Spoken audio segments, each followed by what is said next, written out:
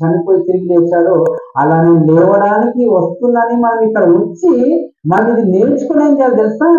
మన పిల్లల భవిష్యత్తుకి మనము నేర్పించి మనం వెళ్ళిపోవాలి.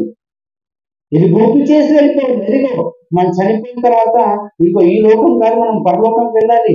ఎక్కడి నుంచి వచ్చామో మనకు తెలియదు కానీ చచ్చిపోతున్నారు అంటారు. పుట్టాడు అంటున్నారు కానీ ఎక్కడి నుంచి పుట్టాడని ఆలోచించారా? చనిపోతున్నారు అంటారు, ఎక్కడ పోతున్నారని ఆలోచించారా? పుట్టుక తెలియదు, చావు తెలియదు, మనిషి జీవితం అంతా ఆ విధంగా తయారైపోయింది. కంపప్రి కదా, పుట్టినప్పుడు నువ్వు పరలోకం నుంచి లోకానికి పుట్టావు, మరి చనిపోతున్నాడు మళ్ళీ పరలోకానికి వెళ్ళాలన్నప్పుడు ఈ పరలోకానికి వెళ్ళాలంటే ఆ పరలోకానికి వెళ్ళే వాడిలో పాపం అనేది కనిపించవద్దు. ఆ పాపం కనిపిస్తే పరలోకానికి రానివ్వద్దు. అందుకనే నేనే కదా మీకు మార్గం,